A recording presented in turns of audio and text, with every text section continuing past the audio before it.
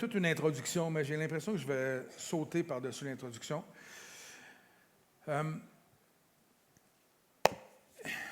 Ce que j'aime de Marc, c'est que c'est un homme humble. C'est un homme qui, on a vu son cheminement rapidement la semaine passée. Il est parti, il était l'assistant de Paul et Barnabas. Il est parti en mission dans le premier voyage missionnaire. Il a abandonné l'équipe en chemin. Mais ce n'est pas l'abandon que je voulais mettre l'emphase la semaine passée. C'était sur le fait que Dieu l'a restauré. La restauration.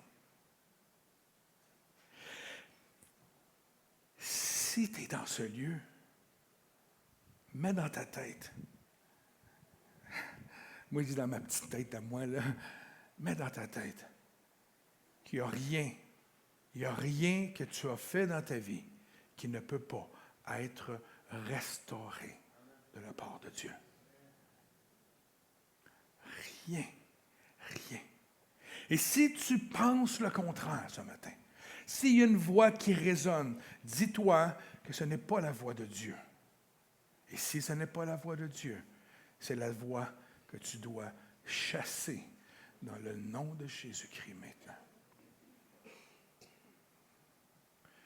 Ne laisse personne te voler l'héritage que Dieu a pour toi, frère ou sœur. Right?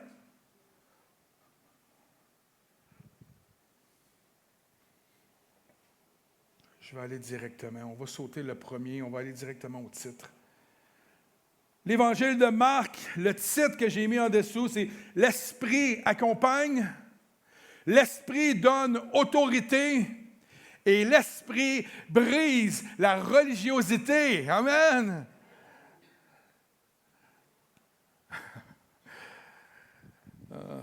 Y a-t-il des gens religieux ici? Je vais me contenir, OK? Marc est un homme d'une grande humilité. Et c'est ce que ça prend pour servir dans le royaume de Dieu. C'est ce que ça prend pour vivre comme chrétien. Une grande humilité, de reconnaître que tout est en lui. Tout passe par lui. On mange à tous les semaines parce que lui pourvoit à nos besoins. Ce n'est pas l'employeur où vous travaillez qui pourvoit à vos besoins. Ce n'est pas lui le boss. C'est Jésus, le patron. Amen? C'est lui qui nous donne l'énergie, la capacité, les talents, les dons pour pouvoir travailler afin de recevoir. Il s'occupe de tout. Le salut nous vient de lui. Tout est à propos de Jésus. Rien n'est à propos de nous. Et Marc avait compris parce qu'il débute son évangile en disant, voici le commencement de l'évangile de qui? De Jésus-Christ. Il ne s'est pas approprié cet évangile-là. Non, Seigneur, ce que je veux faire, c'est écrire l'évangile de Jésus-Christ. Je veux écrire la vie de Jésus à travers le témoignage de Pierre, à travers le témoignage d'autres gens probablement qu'il a rencontrés sur sa route et à travers son propre témoignage à lui. Comme on sait, sa mère Marie avait une maison qui abritait les disciples dans toutes sortes de temps dans l'année. Et Marc a probablement assisté à des rencontres entre les premiers disciples de Jésus. Il y en a même des chercheurs qui vont dire que la chambre haute était probablement chez Marie. Alors, il y a quelque chose que Marc a vu de ses yeux. Marc a assisté à des choses qu'il a bâties comme homme et il est devenu très humble. Il habitait à Jérusalem. Il a probablement vu la crucifixion de Christ. Il a probablement assisté aux choses que Jésus a fait à Jérusalem. Marc était un homme d'une grande humilité. Et pour pouvoir être restauré, vous savez qu'est-ce que ça prend? L'humilité. Pierre a été restauré. Vous allez me dire comment ça? Pierre a renié Jésus 3 fois. Pierre a connu l'abandon, a connu l'échec par rapport à son Sauveur. Mais il a été renouvelé, il a été restauré, pareil comme Marc. Et ce n'est pas pour rien que le Seigneur les a réunis tous les deux. Les deux qui ont tombé, les deux qui ont été restaurés sont devenus des héros de la foi. Sont devenus des bâtisseurs de l'Église. Sont devenus, pour moi, ce sont des témoignages extraordinaires qui m'encouragent, moi. Pierre, le vigoureux, restauré pour la gloire de Dieu. Dieu peut faire tout ce qu'il veut avec moi. Je me rends disponible pour lui. Soyons disponibles et Dieu va agir. Si tu te lèves à tous les matins de ta vie et tu dis à Dieu, je suis disponible, tu vas avoir une vie extraordinaire. Je te garantis. Vous n'êtes pas plus énervé que ça. Voici le commencement de l'évangile de Jésus-Christ, Fils de Dieu. Conformément à ce qui a été écrit dans les prophètes, voici, j'envoie mon messager devant toi pour te préparer le chemin. Donc, le messager Jean, qu'on va voir dans quelques instants, a été envoyé afin d'aplanir le sentier de Jésus, de préparer le chemin du Sauveur. C'est la voix de celui qui crie dans le désert. Et le désert est intéressant ici. J'ai vu quelque chose ce matin dans ma préparation. Il dit, préparez le chemin du Seigneur, rendez ses sentiers droits. Wow! Préparez le chemin du Seigneur. On est un peu tous des Jean-Baptiste à quelque part. Hein? On est appelés à préparer les sentiers. On est appelés, nous, en tant que royaume, en tant qu'Église de Christ sur terre, à faire ce travail-là un peu. On n'est pas là, nous, pour pardonner. On n'est pas là, nous, pour faire l'œuvre de Christ, mais on est là pour être des serviteurs, préparer le chemin, faire en sorte de mettre tout ce qu'on peut faire comme Église pour amener Jésus aux gens. Right? Vous allez me dire, il n'y a pas besoin de nous autres, effectivement. Il n'y avait pas besoin des disciples. Mais il en a décidé ainsi. C'est lui qui a pris cette décision. Au verset 4, ça dit, Jean parut, il baptisait dans le désert, encore une fois, et prêcha le baptême de la repentance pour le pardon des péchés. Jean prêchait un message de repentance afin d'amener le peuple d'Israël à ce que leur cœur soit détourné, ou non pas détourné, mais amené à reconnaître leur état de pécheur, pour demander pardon, parce que Jean savait ce qui s'en venait, eux ne le savaient pas, mais il était là pour préparer les cœurs. Donc, il a amené cette dimension-là chez les gens. Mais regardez bien, toute la région de Judée et tous les habitants de Jérusalem se rendaient vers lui. C'est beaucoup de monde. À l'époque, lorsqu'on fait le recensement dans les années de Jean-Baptiste, on parle qu'à Jérusalem, il pouvait y avoir entre 80 000 et 200 000 habitants, mais dans toute la Judée, on parle entre 600 000 et 1 million. Ce n'est pas exactement précis. Ça dit toute la région de Judée, tous les habitants de Jérusalem se rendaient vers lui. Il y avait une soif, je pense. Je pense que les gens commençaient à reconnaître leur besoin d'un sauveur, leur état de pécheur. Et à partir de ce moment-là, lorsque Dieu, a envoyé Jean-Baptiste sur terre, il savait très bien que le timing, le temps était parfait pour préparer le chemin. Right?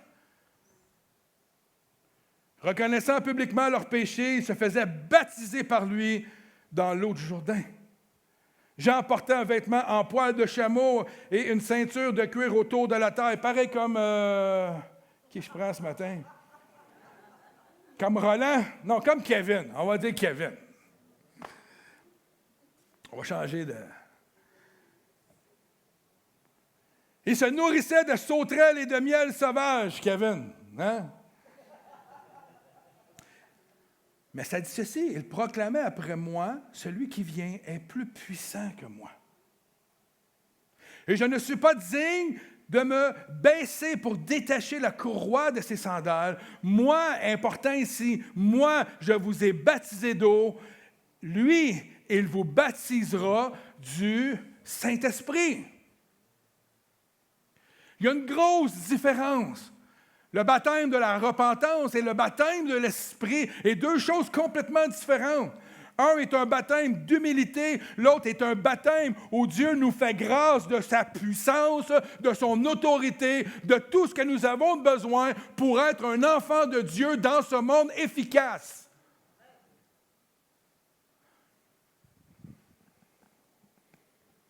À cette époque-là, Jésus vint de Nazareth en Galilée. Il fut baptisé par Jean dans le Jourdain. Au moment où il sortait de l'eau, il vit le ciel s'ouvrir et l'Esprit descendre sur lui comme une colombe. Et une voix se fit entendre du ciel, « Tu es mon Fils bien-aimé. Tu as toute mon approbation. » Wow! Il y avait des milliers de gens présents qui suivaient Jean-Baptiste. Ça dit toute la Judée, toute Jérusalem, tous les gens étaient là. Il y avait des milliers de gens qui ont été témoins de ce ciel qui s'est ouvert, ou cette colombe qui est descendue se poser sur Jésus en signe de baptême de l'Esprit. Parce que même s'il était Jésus, le Fils de Dieu, il est venu en tant qu'homme sur terre et il avait besoin, comme nous avons besoin, de l'Esprit Saint. Alors le Père a cru bon baptiser de l'Esprit son Fils bien-aimé. Et il l'a annoncé à tous les gens qui étaient là. Celui-là, c'est lui que la colombe est descendue. C'est mon Fils bien-aimé. Faites attention. C'est pas ça. Ça, c'est l'Évangile selon Normand.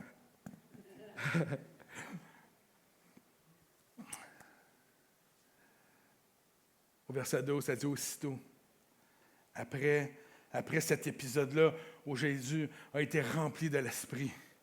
Je pense qu'à la prochaine étape de Jésus, on n'aurait pas pu avoir lieu sans que Jésus ait été rempli de l'Esprit. Et c'est là qu'on va voir à quel point c'est important d'être baptisé de l'Esprit, de marcher par l'Esprit. Ça dit ici, aussitôt l'Esprit poussa Jésus dans le désert. Avez-vous remarqué quelque chose ici? Jésus ne s'est pas levé, il a dit, bon, un matin, je m'en vais au dessert. Arnaud, c'est ton dessert d'hier, là. Excuse-moi, je ne peux pas... Ça dit, aussitôt, après avoir été baptisé de l'Esprit Saint, aussitôt, l'Esprit le poussa au désert, où il passa 40 jours tenté par Satan.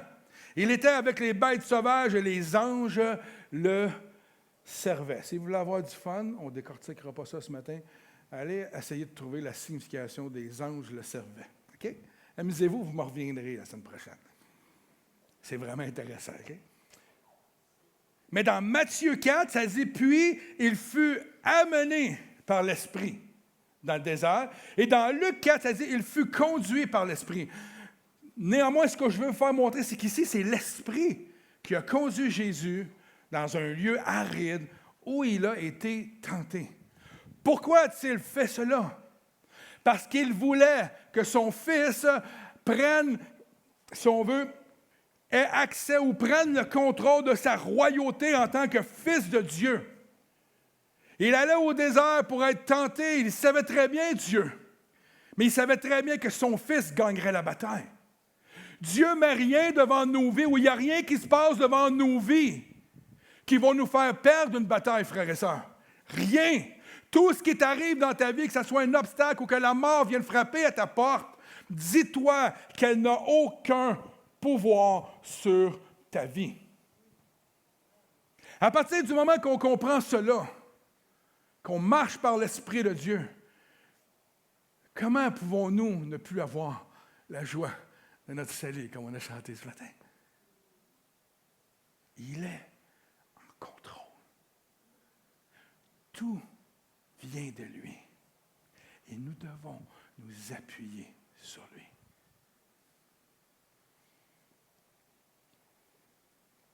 C'est d'une importance capitale ici pour nous, les chrétiens.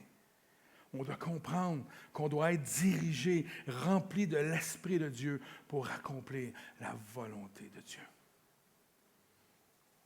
Après, au verset 14, après que Jean eut été arrêté, Jésus alla en Galilée. Intéressant ici. Un petit détail, Jean est arrêté, après ça, Jésus alla en Galilée. Jésus proclamait la bonne nouvelle du royaume de Dieu en disant « Le moment est arrivé et le royaume de Dieu est proche. » Il n'était pas juste proche. Il était parmi eux. Jésus va reprendre la même phrase que Jean-Baptiste « Repentez-vous. » Mais il va ajouter « et croyez à la bonne nouvelle ». Jean-Baptiste est venu pour un message de repentance. Jésus est venu pour le même message de la repentance, mais il arrive avec de l'espérance. Il arrive avec une suite en disant « repentez-vous, mais j'ai aussi une bonne nouvelle pour toi ». Le royaume de Dieu, c'est basé sur une bonne nouvelle, frères et sœurs. Pas sur des mauvaises nouvelles. Alors, quand les mauvaises nouvelles viennent, dites à l'ennemi, « Excuse-moi, je suis né pour une bonne nouvelle. Je ne suis pas né pour toi. Jésus ne m'a pas sauvé pour vivre dans les mauvaises nouvelles. Je refuse les mauvaises nouvelles. Je veux vivre pour la bonne nouvelle. » Et la bonne nouvelle, c'est que Jésus-Christ m'a donné la vie, s'est sacrifié pour le péché de tous les êtres humains sur terre. Je ne suis pas exclusif. C'est bon quand même, hein? On n'est pas exclusif. Le mot « repentez-vous » est intéressant ici. Dans les Grecs, c'est « matanoeo ». Ce n'est pas un nom d'enfant. Qui signifie « repentez-vous ». Mais le sens littéral, si on veut, c'est « faites disparaître ce qui était de votre ancienne vie ». Repentez-vous, c'est faire disparaître ce qui était de notre ancienne vie. C'est changer notre esprit, nos pensées pour ce qui est de mieux. Qu'est-ce qui est mieux? La bonne nouvelle. Rien de mieux que la vie que Jésus nous donne. Ça dit aussi que c'est changer d'avis, et j'aime la dernière signification qui dit, c'est regretter son passé et le péché que nous avions dans le passé. Wow! La repentance, c'est pas simplement, tu sais, on est content, le Seigneur nous a pardonné, puis après ça, on vit, puis c'est pas grave si on retourne dans notre péché, la grâce est là, elle surabonde. Non, frères et sœurs. C'est vrai que la grâce est là, elle surabonde. Puis c'est vrai que si on retombe dans le péché, Dieu pardonne encore. C'est vrai, ça, tout est vrai. Mais il reste qu'ici, le repentez-vous ici, ça dit, change tes pensées. Déteste ton péché passé.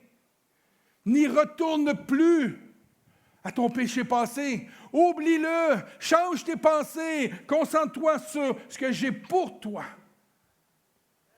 Fais disparaître ton ancienne vie. Intéressant quand même comme... Au verset 16, ça dit « Comme il marchait le long du lac de Galilée. Il vit Simon et André, frères de Simon, qui jetaient un filet dans le lac. C'étaient en effet des pêcheurs. Des pêcheurs au vrai sens du terme. Comme Pierre, hein, Pierre? Un pêcheur. Il n'est pas sûr. Là. Jésus leur dit, « Suivez-moi, et je ferai de vous des pêcheurs d'hommes. » Vous avez remarqué ici que Jésus ne les a pas obligés à le suivre. Il a dit, « Suivez-moi, suivez-moi. » Aussitôt, ils laissèrent leur filet et le suivirent. Je me suis dit, moi, quand j'ai lu ça la première fois, il y a des années, c'est des gars faciles, ça. Le premier qui vient, il dit, « Suis-moi, tu me suis. » Je me disais, voyons, comment ça se fait que... Moi, je me souviens, quand on m'a parlé de Jésus, je n'ai pas tout abandonné tout de suite. Ça a pris un... Mais eux aussi, ils l'ont eu, le processus. On ne le voit pas encore, mais il y en a eu un processus aussi. Ils allaient un peu plus loin. Ils vit Jacques, le fils de Zébédée, et son frère Jean, qui étaient eux aussi dans une barque et réparaient les filets. Aussitôt, ils les appela, ils laissèrent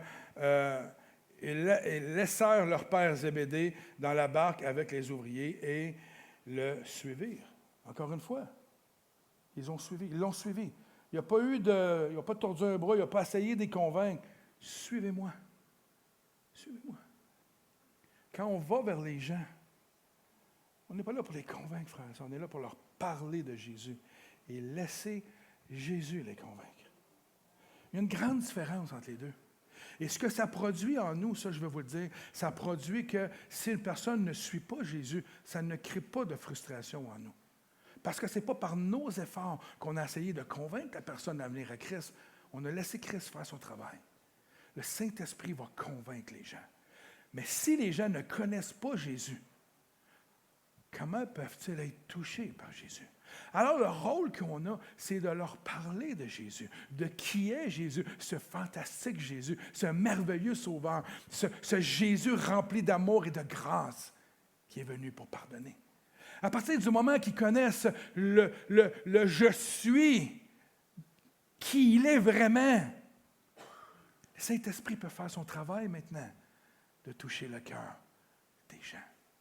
Amen. J'ai précédé mes notes, mais j'avais marqué ici, j'ai toujours trouvé ça rapide comme processus d'appel des disciples. Je me suis posé la question, pourquoi il n'y avait pas plus de détails dans l'Évangile de Marc? Mais en la réalité, c'est quand nous regardons à travers les autres évangiles, nous pouvons venir à constater que la réputation de Jésus s'était répandue partout, entre autres, par le témoignage de Jean-Baptiste et le témoignage de ce qui s'était passé durant son baptême. Du fait que plusieurs ont assisté et plusieurs ont entendu la voix probablement. Plusieurs ont vu la colombe, le Saint-Esprit sous... Imaginez, là, si on fait le baptême le 17, puis qu'on voit une colombe descendre du ciel. Fred, hein? T'as jamais vu ça chez vous? Hein? T'es resté là une bonne partie de ta vie. Une colombe qui descend, là. Qui se fait baptiser dernière... Manon? Bang! Ça serait particulier. Ça risque d'être un aigle dans le coin ou une buse, là, mais... Je ne sais pas si c'est pareil chez vous, mais nous, j'ai des tourterelles. Tu sais, ceux qui chantent le matin quand ils te réveillent, les fenêtres ouvertes, là, tout trou, trou, trou. Mais j'ai un ami. J'ai dit au Seigneur, Seigneur, envoie-moi un ami pour les éloigner. Il y a un faucon dans mon secteur. Il est dessus. C'est pas vrai. Je suis pas content qu'il est dessus. Mais il les chasse. Et j'ai presque plus de réveil matin qui me fatigue à 5 heures. Parce c'est à 4h30 le matin qui turlute, les tannants. Tannante. Une tourterelle. Oui, mais c'est une tourterelle. Essaie d'avoir un bon français, chérie. Et on a assisté, moi, ma fille, l'année passée, à un moment de destruction d'une tourterelle. Moi, je l'ai vécu 2 fois, mon époux, ma fille, on était dans la piscine, puis on a vu le faucon passer avec, dans ses griffes, la tourterelle. Ma fille faisait « Moi, je faisais « Amen, Seigneur, tu as répondu à mes prières! » J'aime les animaux, croyez-moi. Ben oui, pasteur. Ben ouais. Je les aurais mangés sur le barbecue, mais bon, bref. Mais pensez-y. Sa réputation, elle se faisait à Jésus.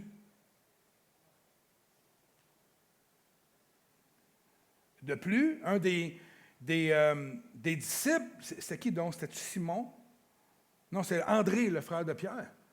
Il était un des disciples de Jean-Baptiste qui avait couru auprès de ses frères et de ses amis. Il disait « J'ai trouvé le Messie! Je l'ai vu! Je l'ai vu de mes yeux vus! Il a été baptisé par Jean-Baptiste dans l'eau. Le ciel s'est ouvert. L'Esprit de Dieu est descendu sur lui. Et Dieu, le Père, lui a dit, ceci, c'est mon fils. Je suis témoin. » Ça a dû faire son cheminement. Parce que quand Jésus est passé auprès d'eux, il a dit, « Suis-moi. » Ils ont abandonné leurs choses. Et ils ont suivi le Maître. Wow! On se téléporte à Capharnaüm.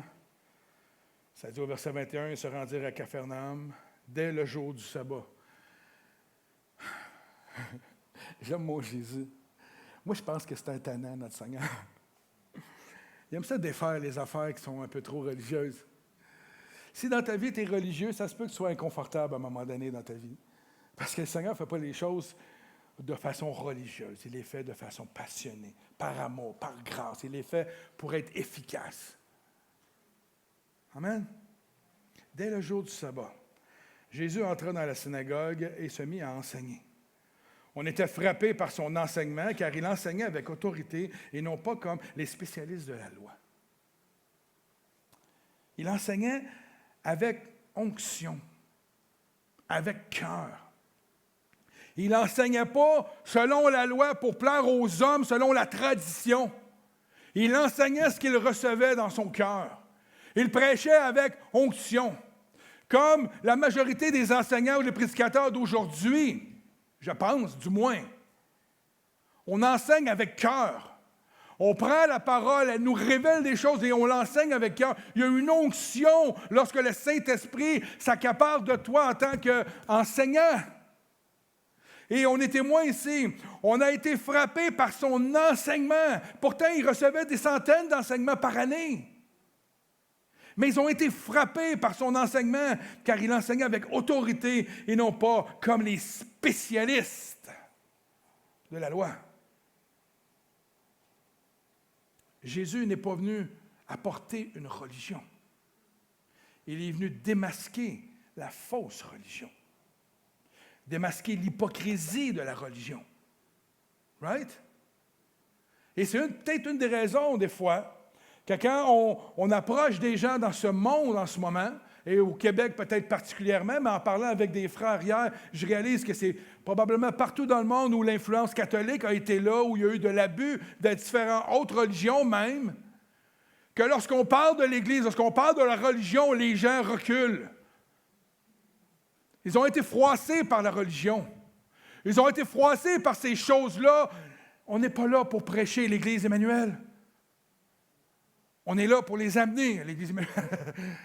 Non, mais on est là pour prêcher Jésus et leur faire découvrir qu'il y a une famille à l'Église Emmanuel pour eux. Mais après, et souvent on fait l'erreur, frères et sœurs, d'amener les gens à l'Église sans leur parler de Jésus, sans leur témoigner de Jésus. Et quand ils viennent ici, c'est surprenant.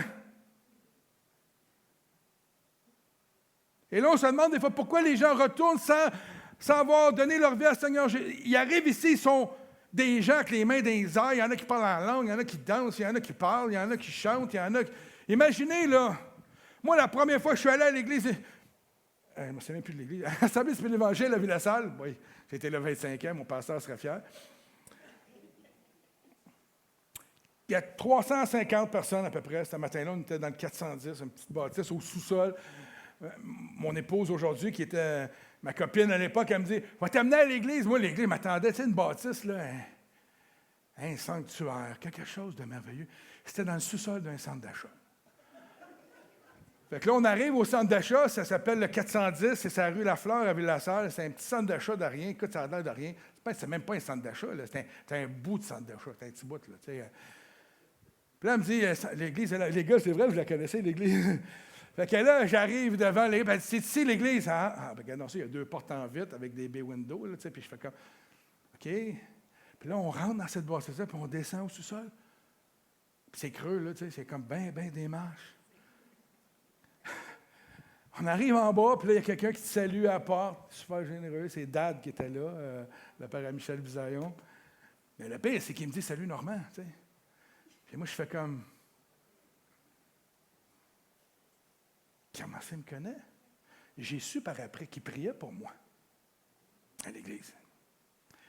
Parce que leur fille sortait avec un bum. Et il priait en ici, je veux dire. Lui, il faut qu'il se dise, Seigneur, tu le convertis ou tu le tasses. Gloire à Dieu. Il m'a converti. Et je suis arrivé à l'église, et la première fois que je suis rentré dans l'église, avec les mains dans les airs, les gens étaient tous habillés en habits en cravate, là. Tous les hommes, pas les femmes, là.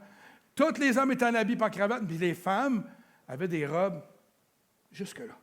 Il n'y avait pas un bout de peau là, qui dépassait. Tout le monde avait les mains dans les airs, ça chantait des chants, ça parlait en langue, à haute voix. Et moi, je rentre dans cette église-là, puis mes beaux-parents avaient des chaises réservées, hein, comme tout le monde, là, on a toutes les mêmes places tout le temps. Les 2 premières rangées en avant, et j'arrive à l'église, puis là, moi, je suis assis en avant, puis je jouais tout ça, je les appelais les pingouins, les gens en cravate. Je voyais toutes les... Ça chantait, puis ça louait le Seigneur. J'étais traumatisé. Qu'est-ce que c'est ça? C'est une secte. Qu'est-ce que je fais ici? Mais vous savez pourquoi Dieu a touché mon cœur ce matin-là? Parce que mon épouse Dominique, à l'époque ma copine, m'avait témoigné de l'amour de Jésus, de la grâce de Jésus, du pardon de Jésus. Mon beau-père avait été délivré du gambling, de l'alcool, de plein d'affaires. Ma belle-mère m'avait témoigné. Une amie, Marie, que j'ai déjà partagée dans un message dans le passé, avait témoigné de Jésus. J'avais entendu parler des bontés de Jésus. Et quand je suis arrivé à l'Église, mes yeux ne se sont pas appuyés sur ça, parce que quand la parole de vérité a été annoncée, cette parole-là est venue éteindre tous mes soupçons, parce qu'elle est venue percuter mon cœur.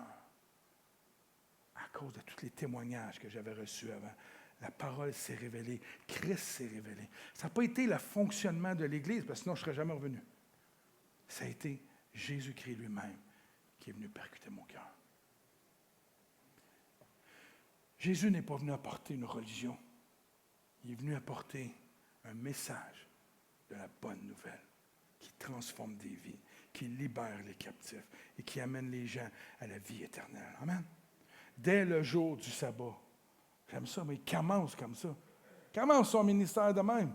Dès le jour du sabbat, je vais dans une synagogue, bouleverse tout le monde. On part de même. Ça fait mon bonheur, pour être franc. J'étais un tannant, j'ai toujours été un rebelle, maintenant je le suis pour Christ. Il faut que ça bouleverse. N'ayez pas peur de bouleverser les gens.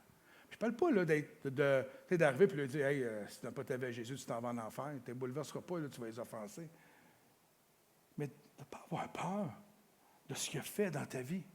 Puis s'ils ne le croient pas, c'est leur choix.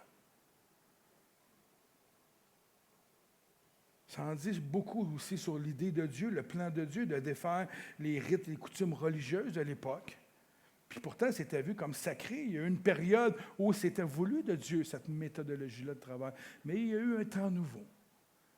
Au verset 23, il y avait dans la synagogue un homme qui avait un esprit impur. Je l'ai souligné ici. Dans la synagogue, il avait un homme avec un esprit impur. Peut-il y avoir des gens au milieu de nous, des fois, qui viennent avec des esprits impurs? Bien oui. Soyons pas surpris de voir que Christ peut apporter, l'Esprit de Dieu peut conduire des gens à venir au milieu de nous qui sont sous influence autre que de Dieu. Ne soyons pas religieux au point des fois de dire « Ah, lui, il me dérange. » Non. C'est normal qu'il peut y avoir des gens qui viennent au milieu de nous dans des états qu'on n'est pas habitué peut-être de voir dans l'Église. Amen. Un homme avec un esprit un peu s'écria « Ah, que nous veux-tu? » Jésus, il n'a même pas parlé encore. C'est lui qui adresse à Jésus « Que nous veux-tu, Jésus de Nazareth? Es-tu venu pour nous perdre? Je sais qui tu es, le Saint de Dieu. » Jésus le menaça en disant « Tais-toi et sors de cet homme. » L'esprit impur sortit de cet homme et en le secouant violemment, et en poussant un grand cri. Tous furent si effrayés qu'ils se demandaient les uns aux autres, « Qu'est-ce que ceci? » Quel est ce nouvel enseignement? Ça dit tantôt qu'il prêchait avec onction, avec autorité, que ça bouleversait les gens. Encore, on en voit une preuve ici. Tous étaient si effrayés qu'ils se demandaient « Quel est ceci? Quel est ce nouvel enseignement? » Il commande aux autorités même et aux esprits impurs, et ils lui obéissent. Et sa réputation gagna aussitôt toute la région de la Galilée. Wow! J'aime ce qu'il dit. Bien, j'aime pas ce qu'il dit, mais ça dit « Es-tu venu nous perdre? » C'est le même langage que l'ennemi utilise aujourd'hui. Il utilise les mêmes sournoiseries. Hein, es-tu venu nous perdre? Il va toujours utiliser le doute, essayer de semer le doute en nous, afin de nous faire perdre la foi ou afin de nous faire perdre peut-être la mission que Dieu nous donne. Peu importe ici c'était quoi l'objectif de l'ennemi. Ici, l'ennemi accusant Jésus d'être un faux enseignant, un faux prophète d'enseigner par Belzébul, on le voit dans les Écritures. C'est tout à fait la même tactique que l'ennemi utilise. Et encore de nos jours, la stratégie est la même envers nous. Hein? Quand le Seigneur vient nous décourager, combien de fois on a entendu des frères et des sœurs qui ont un appel sur leur vie et qui disent « Ouais, mais je ne suis pas assez ci, je ne suis pas assez ça. » C'est exactement ce que l'ennemi veut faire dans ta vie. Semer le doute. À partir du moment où il y a un doute, ta foi diminue, ta volonté que tu avais, la parole que tu as reçue à un moment donné de la part de Dieu qui disait qu'il t'appelait au ministère, va perdre son efficacité dans ta vie. Puis à partir de là, tu t'éteins tranquillement. Parce que tu écoutes ce qui est dit, mais tu n'écoutes pas ce qui est écrit, ce qui t'a été dit. Immédiatement après l'avoir accusé, il le reconnaît comme étant le Saint de Dieu. Je sais qui tu es. Ça arrive souvent. On le voit, hein, les démons vont nommer le nom de Jésus. On va le voir un peu plus tard dans Marc 5. Moi, j'ai une parole pour vous ce matin. Ne craignez pas l'ennemi.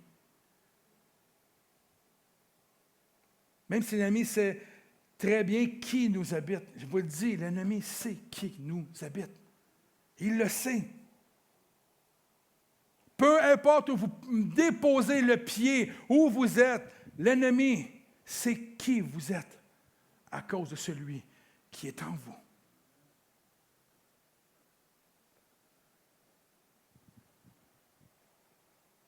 Il essaiera, comme il a fait avec Jésus, de nous décourager. Mais comme avec Jésus, il n'a aucune autorité sur nous. Zéro. Zéro. Je veux que vous sautez de joie, là. Zéro. L'ennemi a aucune autorité sur ses enfants à cause de celui qui est en nous. Ça revient à dire ce que je disais avec le chant tantôt. Tout est en lui. En sortant de la synagogue, au verset 29, ils se rendirent avec Jacques et Jean à la maison de Simon et d'André. La belle-mère de Simon était couchée avec de la fièvre. Aussitôt, on parla d'elle à Jésus. Jésus s'approcha, la fit lever en lui prenant la main, et à l'instant, la fièvre la quitta, puis elle se mit à les servir. Wow! Une belle réflexion à avoir ici. La fièvre a quitté, la fièvre a quitté cette dame simplement parce que Jésus l'a fait lever, puis il a tenu la main. Il n'a pas rien dit, on ne le voit pas. En tout cas, du moins, Marc ne l'a pas relaté s'il a dit « fièvre sort de ce corps ». Mais il n'a rien dit. Moi, le témoignage qu'on voit, c'est que la simple présence de Jésus qui touche, qui prend la main. Et ça m'amenait, en lisant ça, je me disais, Seigneur, des fois, on a tendance toujours à vouloir parler beaucoup quand on témoigne, qu'on évangélise, ou même quand on prie pour les malades. On a tendance... Dans le film Chosen, je ne sais pas si vous avez remarqué quelque chose, bon, pas le film, mais la série, là. Elle se poursuit-tu, by the way, cette série-là? C'était à la veille, d'avoir un autre épisode, en tout cas, bref. Il y a une chose qui m'a marqué dans cette série-là, puis, dans le fond, il fait exactement ce que les Écritures font. Souvent, on demande à Jésus de prier ou des choses comme ça, ou de faire un miracle, puis on ne voit pas de prière, on ne voit pas rien d'extraordinaire. Jésus fait la chose. Il multiplie le pain. Il a prié, il a demandé, il a fait une action de grâce à Dieu, et Dieu a multiplié le pain et les poissons, right? Mais il n'y a pas de... J'aime ça, l'idée, le concept. On peut-tu arriver, nous, des fois, d'être en présence de gens, et par la foi que nous avons, qui nous habite, simplement croire que la présence de Jésus qui est en nous peut quand même bouleverser les gens dans notre entourage, peut quand même produire son effet avant même qu'on ouvre la bouche? Tommy Tenney croyait ça, c'est un écrivain, un pasteur. Il disait, il croyait, il voulait tellement voir ça. Il dit, je veux que quand je suis à quelque part, que la présence de Dieu en moi vienne toucher les gens autour de moi pour faciliter le ministère que j'ai à faire auprès d'eux. C'est une belle réflexion. On peut être en présence de beaucoup de gens puis les influencer par celui qui vit en nous. Laissons-le jaillir, celui qui vit en nous. Laissons-le parler, laissons-le vivre. Là. Donnons-lui tout l'accès à tout notre être entier afin qu'il puisse se manifester à travers nous. le soir après le coucher du soleil, on lui amena tous les malades et les démoniaques. On ne dit pas ça souvent. Hein? On va aller faire de l'évangélisation, on va essayer de trouver des démoniaques. C'est rare qu'on dise ça. T'sais. Amenez-moi les démoniaques. On se met dans le parc. Y a-t-il des démoniaques ici? Amenez-les. Non, mais c'est vrai, on ne voit pas ça, mais dans les Écritures, on le voit régulièrement. On amenait à lui des démoniaques. Et vous savez que dans l'ancienne culture juive, judéo-chrétienne, il ne faisait pas de délivrance. Il y avait des procédés ultra compliqués pour amener de la délivrance. Et lui, Jésus arrivait simplement en disant lève-toi, sors de lui, va-t'en. Il y avait une autorité. On lui amenait tous les démoniaques. Toute la ville était rassemblée. Imaginez qu'à Capernaum, toute la ville était rassemblée devant la porte. Il guérit beaucoup de personnes. Ça ne dit pas ici toutes les personnes, by the way. Tu sais, des fois, il y en a qui disent, ça se fait qu'on n'est pas guéri. On ne sait pas pourquoi certains sont guéris, puis l'autre ne le sont pas. Si vous le savez, venez me le dire, parce qu'on va se préparer en fonction de ça. Mais il n'y a rien qui nous l'enseigne directement. C'est une grâce de Dieu, la guérison, et en tout cas, bref. Il guérit beaucoup de personnes qui souffraient de diverses maladies. Il chassa aussi beaucoup de démons. Et on va le voir à travers Marc. Souvent, certaines personnes qui sont malades, c'est parce qu'ils ont des démons en eux. Fait que des fois, on prie pour la maladie alors qu'on devrait chasser ce qui est en lui. Alors, le discernement que nous avons, que Dieu dépose dans nos vies, doit être là. On ne doit pas arriver puis se précipiter à prier pour les gens. On doit premièrement écouter ce que l'Esprit nous dit. Discernons. Quand j'impose mes mains sur vous en avant, remarquez, j'ai appris à faire ça avec les années. Avant d'imposer mes mains, j'aime dire au Seigneur, qu'est-ce que tu veux pour ma sœur, pour mon frère? J'aime le faire. J'ai appris à le faire. Je veux discerner ce que Dieu a pour vous. Je ne veux pas simplement prier une vaine prière, mais il n'y a pas de prière vaine en by the way, mais je ne veux pas simplement prier pour prier. Je veux voir Dieu impacter vos vies. Mais il faut avoir le même désir pour ceux qu'on croise dans la rue. Il est malade. Demandez au Seigneur. Demandez au Seigneur avant d'imposer les mains. Peut-être qu'il n'y a pas de démon ou quoi que ce soit, mais peut-être que oui. Après ça, sauter dessus. Non, c'est pas vrai. Au nom de Jésus, non. Mais c'est souvent là dans les Écritures. Je pense qu'on n'est pas conscient des fois. Je pense qu'on ne réalise pas à quel point il y a un environnement qui est là qu'on n'est pas conscient des fois. Et c'est intéressant encore, il guérit beaucoup de personnes qui souffraient de diverses maladies. Il chassa aussi beaucoup de démons. Et il ne leur permettait pas de parler parce qu'ils les connaissaient. Les démons connaissaient Jésus et Jésus ne voulait pas encore se révéler comme étant le Fils de Dieu, le Sauveur qui est venu dans ce monde. Il ne leur permettait pas de parler. Ça, c'est de l'autorité. Messieurs, non, vous ne voulez pas me voir après me dire comment on fait pour que mon épouse arrête de parler. C'est une blague. C'est impressionnant de voir que Jésus contrôlait tout l'environnement. Il contrôlait tout. Une fois encore, les démons reconnaissaient Jésus. Et c'est pareil pour nous aujourd'hui. Les démons reconnaissent Jésus en nous. Celui qui nous habite est connu des ténèbres et les ténèbres n'ont aucune autorité sur celui qui nous habite, frères et sœurs. Je vais le redire tout au long de la série, parce que tout au long de la série, il en parle. Tout ça, ça s'est déroulé dans le premier jour de ministère de notre Seigneur. Quand même, hein? Il sort du désert, sa première journée de travail, c'est ça. Je trouve ça impressionnant. Parce que Marc écrit l'Évangile pour les non-juifs, dont nous. Et ce que Marc veut nous faire voir en premier, c'est que c'est l'Évangile de Christ. Il veut nous faire voir que Christ est venu dans ce monde pour délivrer les captifs. Il est venu avec puissance et avec autorité. Pour être franc, quand je réfléchissais à ça, je me disais, est-ce que moi, je poursuivrai ma vie avec Jésus, sachant que mon Dieu n'est pas un Dieu tout-puissant, n'est pas un Dieu de victoire. Qu'est-ce que ça m'apporterait dans ma vie de suivre quelqu'un qui continue à me faire marcher dans mes faiblesses? Ça serait absurde.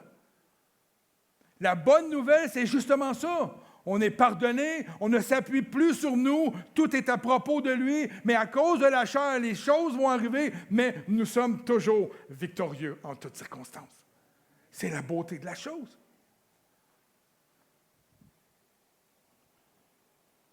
Vers le matin, alors qu'il faisait encore très sombre, il se leva et sortit, on parle de Jésus, pour aller dans un lieu, dans un endroit désert, où il pria. Il n'est pas allé dans le désert, mais il était dans un endroit désert où il pria. Un endroit où il n'y avait personne. Un endroit où il pouvait avoir la paix et se concentrer dans sa prière sur son Dieu, sur son Seigneur. Simon et ceux qui étaient avec lui se mirent à sa recherche. Quand ils l'eurent trouvé, ils lui dirent « Tout le monde te cherche, Seigneur. » Et il leur répondit, « Allons ailleurs. » Il ne dit pas où il était. « Allons ailleurs, dans les villages voisins, afin que j'y prêche aussi. C'est pour cela que je suis sorti. » Et il prêcha dans leur synagogue par toute la Galilée et chassait, encore une fois, des démons. Ce que j'aime ici, dans ce bout-là, c'est que Jésus ne cherchait pas la popularité. Jésus ne cherchait pas à s'établir un endroit pour que les gens viennent à lui. Jésus allait vers les gens. Et l'erreur que l'Église peut faire pendant des années, elle a fait cette erreur-là parce que lorsqu'il y a eu un réveil dans les années 80 où les gens partaient de l'Église catholique pour s'en venir dans l'Église évangélique, il y a eu une masse de gens, il y a eu un réveil où les gens ont transféré d'Église et c'est vrai, c'est une réalité. Mais aujourd'hui, on n'est pas appelé à attendre le réveil. Nous, on est appelés à faire le réveil, les croyants. On est appelés, nous, à aller comme Jésus allait de ville en ville, de lieu en lieu, de personne en personne, pour partager, prêcher le message de la bonne nouvelle.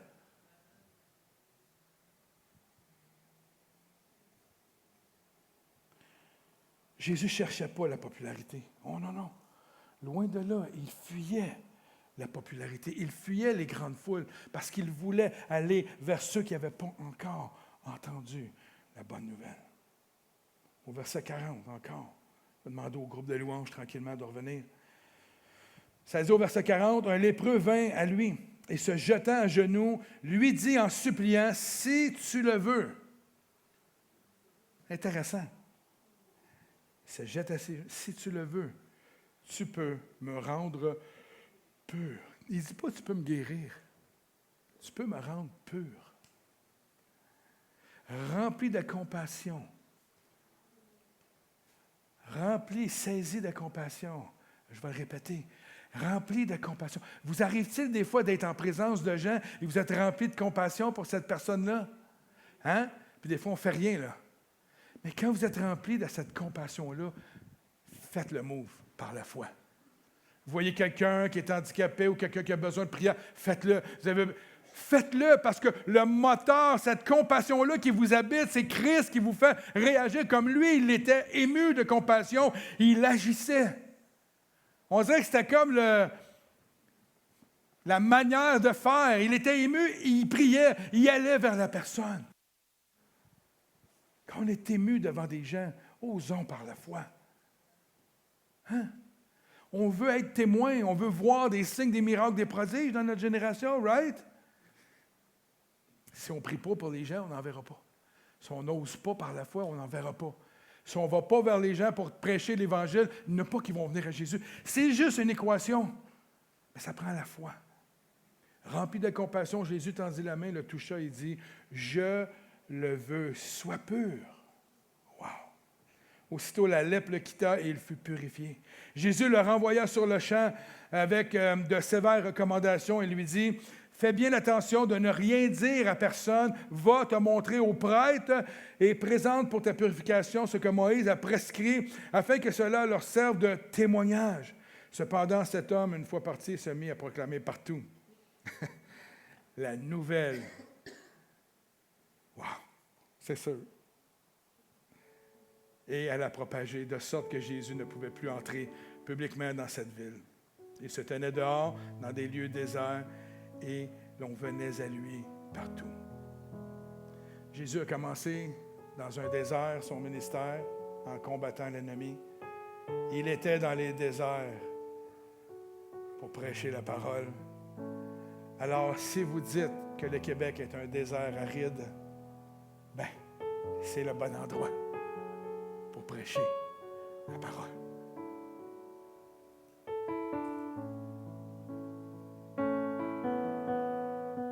Dans le premier message, il y avait une chose importante que je voulais qu'on retienne. C'est que Dieu restaure tous ceux qui tombent. Dieu restaure ceux qui abandonnent. Dieu remet sur pied ceux qui veulent aller de l'avant. Commencer la course, c'est important. La terminer est encore plus important. En chemin de tomber, c'est normal. C'est un long marathon, la vie chrétienne. Et quand tu tombes, Jésus te relève. C'est lui, comme on l'a chanté, il te restaure, il te relève. C'est sur lui que tu dois t'appuyer. Laisse faire le diable avec ses commentaires. Tu n'es pas capable. Et la deuxième chose que je veux qu'on retienne aujourd'hui, si Dieu a cru bon remplir son Fils, Jésus-Christ, de son esprit, de l'Esprit Saint, à plus forte raison, nous, ses disciples, ses enfants, nous avons besoin d'être remplis de son esprit. Pour trois choses qu'on a vues ce matin. Pour avoir de l'autorité lorsqu'on partage le message de la bonne nouvelle. Right? Pour briser l'esprit de religiosité, autant dans nos vies que dans le monde autour de nous.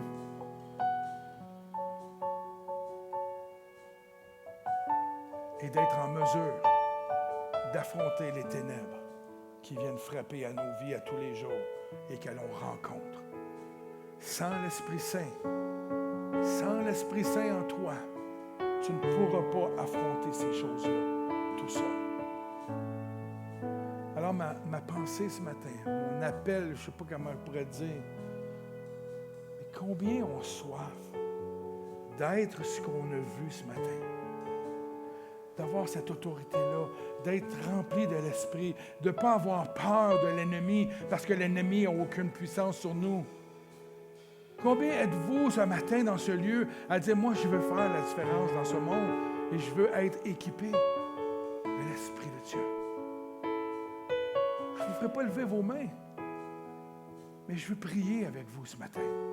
Il est moins 20, la nourriture ne sera pas servie avant au moins 30, 40 minutes. Mais si vous voulez ce matin être baptisé du Saint-Esprit, vous voulez être rempli, inondé de l'Esprit de Dieu, je veux que vous veniez en avant ce matin et je vais prier avec vous. Amen. Mais si vous voulez être juste rempli dans votre foi, stimulé, que votre foi soit solide comme le roc, on va prier ensemble aussi ce matin. Et je vais prier avec vous probablement tous les matins, pendant des mois, le temps que le Saint-Esprit refasse naître sa puissance au milieu de nous. Frères et sœurs, on ne peut pas rester. Je ne peux pas dire. On doit être plus dans le nom de Jésus. Amen.